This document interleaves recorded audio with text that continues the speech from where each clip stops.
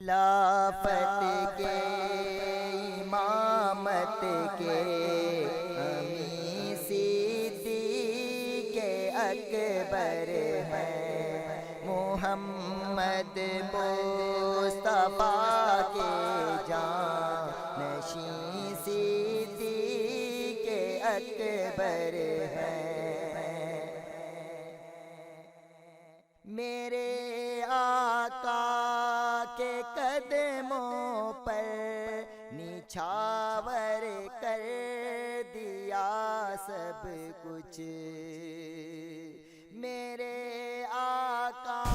الحمدللہ رب العالمین والصلاة والسلام علی سید الانبیاء والمرسلین، اما بعد فاعوذ باللہ من الشیطان الرجیم، بسم اللہ الرحمن الرحیم۔ والذی جاء بالصدق وصدق بہ اولئک هم المتقون، صدق اللہ و مولانا العظیم وصدق رسولہ النبی الکریم۔ ان اللہ وملائکتہ یصلون علی النبی یا ایہا الذین آمنوا صلوا علیہ وسلموا تسلیما۔ تمام حمد و ثنا اس مالک لم یزل کی جو خالق کائنات بھی ہے اور مالک شش جہات بھی۔ اللہ تبارک و تعالیٰ کی حمد و ثنا کے بعد لاکھوں کروڑوں اربوں درود و سلام آقا نامدار، دو جہاں کے تاجدار، ہم بے کسوں کے مددگار، شفیع روز شمار، سرکار مدینہ، راحت قلب و سینہ، فائز گنجینہ، صاحب معطر و معنبر پسینہ، باعث نزول سکینہ، صلی اللہ علیہ وآلہ وسلم کی ذات مقدسہ پر۔ پیارے بھائیوں، آج ہم گفتگو کریں گے حضرت سیدنا صدیق اکبر رضی اللہ تعالیٰ عنہ کی شان کے بارے میں۔ حضرت سیدنا صدیق اکبر رضی اللہ تعالیٰ عنہ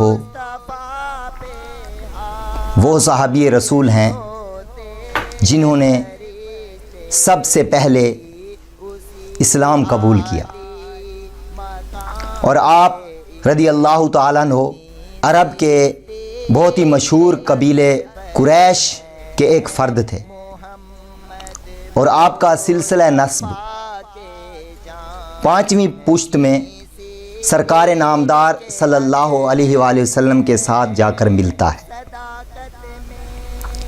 اور آپ رضی اللہ تعالیٰ عنہ کی پیدائش حضور صلی اللہ علیہ وآلہ وسلم کی پیدائش مبارکہ کے 2.5 سال بعد ہوئی، اور آپ کے والدین نے آپ کا نام نامی عبد کعبہ رکھا، یعنی کہ کعبے کا بندہ۔ لیکن جب آپ رضی اللہ تعالیٰ عنہ نے ایمان قبول کیا، حضور کے غلام بنے، حضور کا کلمہ پڑھا، دائرہ اسلام میں داخل ہوئے، تو حضور علیہ الصلاۃ والسلام نے آپ کا وہ نام ختم کیا اور آپ کا نام رکھا عبداللہ، یعنی کہ اللہ کا بندہ۔ اور آپ کا جو کنیت تھی وہ ابو بکر تھی، اور آپ کا لقب جو تھا وہ صدیق اور عتیق تھا، اور آپ کے والد محترم کا نام حضرت ابو قحافہ عثمان تھا، اور آپ کی والدہ محترمہ کا نام ام الخیر سلمہ تھا۔ اور آپ رضی اللہ تعالیٰ عنہ کی صحابیت قرآن مجید سے ثابت ہے۔ حضور علیہ الصلاۃ والسلام کے لاکھوں صحابہ ہیں، لیکن کسی کی صحابیت وہ احادیث مبارکہ میں بیان کی گئی، یعنی کہ صحابیت کا جو ثبوت ہے کسی صحابی کا احادیث مبارکہ میں بیان کیا گیا، اور کسی صحابی کا تاریخ اسلام میں بیان کیا گیا۔ لیکن حضرت سیدنا ابو بکر صدیق رضی اللہ تعالیٰ عنہ وہ جلیل القدر صحابی ہیں کہ جن کی صحابیت کا ثبوت خود قرآن میں ملتا ہے۔ اور اللہ تبارک و تعالیٰ نے آپ کی شان میں یہ آیت مبارکہ نازل فرمائی جو کہ میں نے خطبے میں تلاوت کرنے کا شرف حاصل کیا کہ والذی جاء بالصدق وصدق بہ اولئک ھم المتقون۔ اللہ تبارک و تعالیٰ فرماتا ہے کہ وہ جو سچ لے کر تشریف لائے اور جنہوں نے اس کی تصدیق کی وہی ڈر والے ہیں۔ حضرت سیدنا ابو بکر صدیق رضی اللہ تعالیٰ عنہ کی صحابیت کا ثبوت ہے کہ وہ آقا صلی اللہ علیہ وسلم کے جلیل القدر صحابی، اور حضرت سیدنا ابو بکر صدیق رضی اللہ تعالیٰ عنہ وہ صحابی رسول ہیں کہ ان کی شان میں یہ جملہ عرض کرتا ہوں میں کہ حضور کے بہت سارے صحابہ ہیں، کسی کی ایک پشت صحابی، کسی کی 2 پشتیں صحابی، کسی کی 3 پشتیں صحابی، لیکن حضرت سیدنا ابو بکر صدیق رضی اللہ تعالیٰ عنہ وہ صحابی رسول ہیں کہ جن کی 4 پشتیں صحابیت میں ہیں۔ آپ کے والد محترم بھی حضور کے صحابی، آپ خود بھی حضور کے صحابی، آپ کے بیٹے بھی حضور کے صحابی، اور آپ کے پوتے بھی حضور کے صحابی۔ اگر کسی گھر میں ایک حافظ قرآن بن جائے یا کسی خاندان میں کوئی عالم دین بن جائے، اس کو عالم دین بننے کا شرف حاصل ہو جائے، اور اگر کسی خاندان میں کوئی شہادت کا رتبہ پالے، کوئی شہید ہو جائے، تو روایات میں آتا ہے کہ اس پورے خاندان کی اللہ تعالیٰ بخشش فرما دیتا ہے۔ کسی میں حافظ ہو وہ 10 بندوں کو بخشوائے گا، اور جو عالم ہو وہ لا تعداد بندوں کو بخشوائے گا، اور جو شہید ہوگا اس کے خاندان والوں کے بھی اللہ گناہ معاف کر دیتا ہے۔ تو قربان جائیں کہ جس گھر میں ایسے صحابیوں جن کی 4 پشتیں صحابیت میں ہوں، تو ان کی شان کے کیا کہنے، اس گھر کے شان کے کیا کہنے۔ حضور علیہ الصلوۃ والسلام نے حضرت سیدنا ابو بکر صدیق رضی اللہ عنہ کے بارے میں فرمایا کہ جتنا ابو بکر صدیق کے مال نے مجھے نفع دیا کسی اور کے مال نے نہیں دیا۔ اور ایک اور جگہ حضور علیہ الصلوۃ والسلام نے اپنے غلام کی شان میں فرمایا کہ جیسے مجھے دوست عطا کیا گیا، جیسے مجھے صحابی عطا کیا گیا، پچھلی امتوں میں کسی نبی کو ایسا صحابی نہیں عطا کیا گیا۔ اور جس طرح تمام نبیوں میں حضور علیہ الصلوۃ والسلام کی شان نرالی ہے، بالکل اسی طرح حضور کی امت میں حضرت سیدنا ابو بکر صدیق کی شان بھی وراء الورا ہے۔ تو ہمیں حضرت سیدنا ابو بکر صدیق سے محبت کرنی چاہیے، آپ کے گن گانے چاہیے، اور آپ کے فضائل بیان کرنے چاہیے، کیونکہ حضور علیہ الصلوۃ والسلام نے خود اپنے صحابی کے فضائل بیان کی۔ اور ایک مرتبہ محفل سجی ہوئی تھی تو حضور علیہ الصلوۃ والسلام نے ارشاد فرمایا کہ اللہ تبارک و تعالی نے نیکی کے 360 درجے بنائے، اور ان 360 نیکی کے درجوں میں سے ایک نیکی پر بھی کوئی کار بند ہو تو وہ جنتی ہے۔ تو حضرت سیدنا ابو بکر صدیق رضی اللہ تعالیٰ نے حضور سے عرض کی، یا رسول اللہ صلی اللہ علیہ وسلم، کیا ان 360 نیکی کے درجوں میں سے کوئی میری بھی ایسی ہے نیکی؟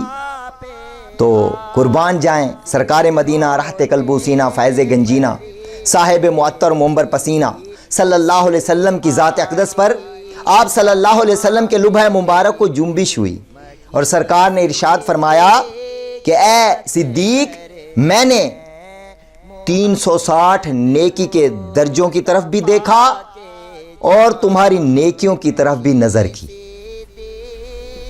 تو جب میں نے دونوں کے درمیان دیکھا تو کوئی نیکی ایسی نیکی نہیں جو تمہارے اندر نہ ہو۔ یعنی کہ وہ 360 جو نیکی کے درجے ہیں وہ ساری کی ساری نیکیاں حضرت سیدنا ابوبکر صدیق رضی اللہ عنہ کیا کرتے تھے۔ اور قربان جائیں، ایک مرتبہ حضور علیہ الصلوۃ والسلام جنت کے دروازوں کا ذکر فرما رہے تھے، تو حضور علیہ الصلوۃ والسلام نے ارشاد فرمایا جو نمازی ہوگا وہ باب صلاۃ سے جنت میں داخل ہوگا، اور جو روزہ دار ہوگا وہ باب ریحان سے جنت میں داخل ہوگا، اور جو جہاد والا ہوگا، جہاد کرنے والا ہوگا، وہ باب الجہاد سے جنت میں داخل ہوگا۔ اسی طرح آپ صلی اللہ علیہ وسلم نے 8 نام لیے، کیونکہ جنت کے 8 دروازے ہیں۔ تو حضرت سیدنا ابوبکر صدیق رضی اللہ عنہ نے ہاتھ باندھ کر عرض کی، یا رسول اللہ صلی اللہ علیہ وسلم، کیا کوئی ایسا بندہ بھی ہوگا جو بروز قیامت 8 دروازوں میں سے جنت میں داخل ہوگا؟ تو حضور علیہ الصلوۃ والسلام نے ارشاد فرمایا کہ اے ابوبکر صدیق، ہاں کچھ لوگ ایسے بھی ہوں گے جو 8 دروازوں سے جنت میں داخل ہوں گے، اور مجھے امید ہے کہ تم بھی ان میں شامل ہو۔ اللہ اکبر، اللہ اکبر۔ کیونکہ حضرت سیدنا ابوبکر صدیق رضی اللہ تعالیٰ عنہ کی کوشش ہوا کرتی تھی کہ کوئی نیکی بھی نہ چھوڑیں۔ ایک مرتبہ محفل سجی ہوئی تھی، حضور علیہ الصلوۃ والسلام ممبر پر جلوہ گر تھے، ایک سمت علی، ایک سمت عمر، صدیق ادھر، عثمان ادھر، ان جگمگ جگمگ تاروں میں مہتاب کا عالم کیا ہوگا، ہر کوئی فدا ہے بن دیکھے دیدار کا عالم کیا ہوگا۔ تو حضور علیہ الصلوۃ والسلام نے صحابہ سے مخاطب ہو کر فرمایا کہ اے صحابہ، بتاؤ کوئی بندہ ایسا ہے کہ جس نے آج روزہ رکھا ہو؟ تو تمام صحابہ پر خاموشی چھا گئی۔ چند لمحوں کے بعد حضرت سیدنا ابوبکر صدیق کھڑے ہوئے، عرض کی، یا رسول اللہ صلی اللہ علیہ وسلم، آج میرا روزہ ہے۔ اللہ اکبر۔ پھر حضور علیہ الصلوۃ والسلام نے ارشاد فرمایا کہ اچھا یہ بتاؤ، کیا آج کسی نے کسی غریب مسکین کو کھانا کھلایا؟ تو تمام صحابہ خاموش ہو گئے۔ چند لمحوں کے بعد حضرت سیدنا ابوبکر صدیق رضی اللہ عنہ کھڑے ہوئے، عرض کی، یا رسول اللہ صلی اللہ علیہ وسلم، آج میں نے ایک مسکین کو کھانا کھلایا۔ پھر حضور علیہ الصلوۃ والسلام نے سوال کیا کہ اے میرے صحابہ، یہ بتاؤ کیا آج تم میں سے کسی نے کسی مریض کی عیادت کی؟ تو تمام صحابہ خاموش ہو گئے۔ قربان جائیں حضرت سیدنا ابوبکر صدیق رضی اللہ عنہ کے، آپ کھڑے ہوئے اور عرض کرنے لگے، یا رسول اللہ صلی اللہ علیہ وسلم، الحمدللہ آج میں نے ایک مریض کی عیادت کی، اس کی غم خواری کی، اس کی خدمت کی۔ تو پھر حضور علیہ الصلوۃ والسلام نے چوتھا سوال کیا۔ آپ نے پوچھا، اے صحابہ بتاؤ، کیا تم میں سے آج کسی نے کسی مسلمان کا جنازہ پڑھا؟ تو سب خاموش ہو گئے۔ تھوڑی دیر کے بعد حضرت سیدنا ابوبکر صدیق رضی اللہ عنہ کھڑے ہوئے اور عرض کرنے لگے، یا رسول اللہ صلی اللہ علیہ وسلم، الحمدللہ آج میں نے ایک مسلمان کا جنازہ پڑھنے کی بھی سعادت حاصل کی۔ تو حضور علیہ الصلوۃ والسلام نے ارشاد فرمایا کہ یہ نیکیاں جس بندے میں اکٹھی ہو جائیں، یہ چاروں نیکیاں جس بندے میں اکٹھی ہو جائیں وہ جنتی ہے۔ سبحان اللہ، سبحان اللہ۔ اب دیکھیں، قرآن بھی شاہد ہے کہ آپ حضور کے صحابی ہیں، اور جو نیکیاں حضور علیہ الصلوۃ والسلام گنوا رہے ہیں وہ ساری کی ساری نیکیاں حضرت سیدنا ابوبکر صدیق کی ذات ببرکات میں موجود ہیں۔ تو ابھی بھی کوئی کم علم بندہ، گندی سوچ کا بندہ حضرت سیدنا ابوبکر صدیق کے بارے میں غلط فہمی کا شکار ہو تو پھر وہ اس کا قصور ہے، اس کی کم علمی ہے، اس نے قرآن کو غور سے نہیں پڑھا۔ اگر اس نے قرآن کو اور حدیث کا مطالعہ اچھے طریقے سے کیا ہوتا تو پھر وہ کبھی حضرت سیدنا ابوبکر صدیق کے بارے میں ایسی ویسی باتیں نہ کرتا۔ تو ہمیں خوب خوب حضرت سیدنا ابوبکر صدیق کہ فضائل بیان کرنے چاہیے، دوستوں میں بیٹھیں، رشتہ داروں میں بیٹھیں، کیونکہ حضور علیہ الصلوۃ والسلام کی احادیث مبارکہ ہے کہ انبیاء کا ذکر کرنا عبادت اور صالحین کا ذکر کرنا گناہوں کا کفارہ۔ صالحین نیک بندوں کو کہا جاتا ہے، اور حضرت سیدنا ابوبکر صدیق رضی اللہ عنہ وہ ہستی ہیں جو صالحین کے بھی سردار ہیں، جو صدیقین کے بھی سردار ہیں، جو سچے ہیں، جو اچھے ہیں۔ تو پھر ان کا جب ہم ذکر کریں گے تو حضور بھی خوش ہوں گے، رب بھی خوش ہوگا، اور ہمارے گناہوں کا کفارہ بھی ہو جائے گا۔ تو اسی لیے ہمیں خوب حضرت سیدنا ابوبکر صدیق سے محبت کرنی چاہیے، ان کے فضائل بیان کرنے چاہیے۔ اور جب یہ آیت مبارکہ نازل ہوئی نا،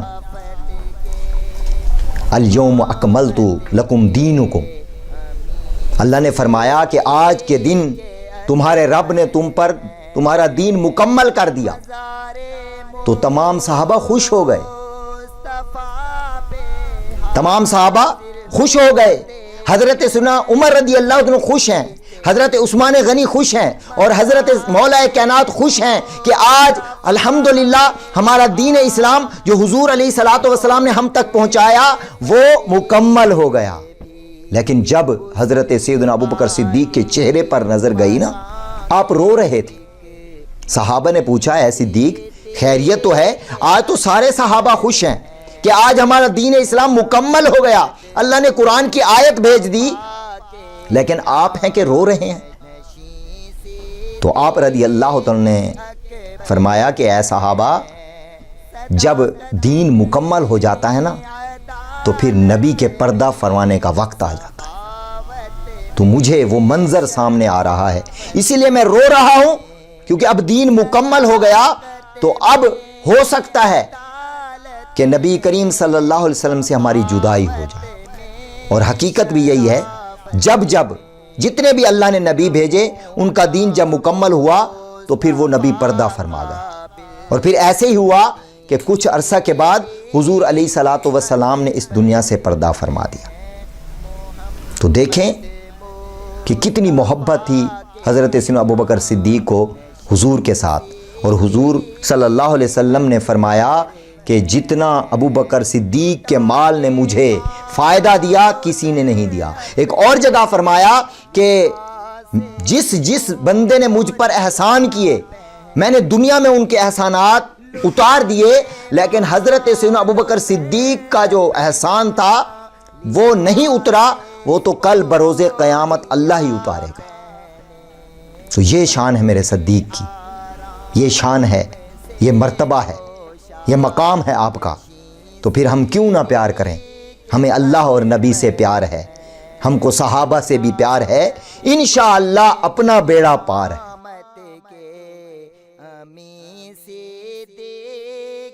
اکبر ہیں، نکالا سانپ نے جو سر لگا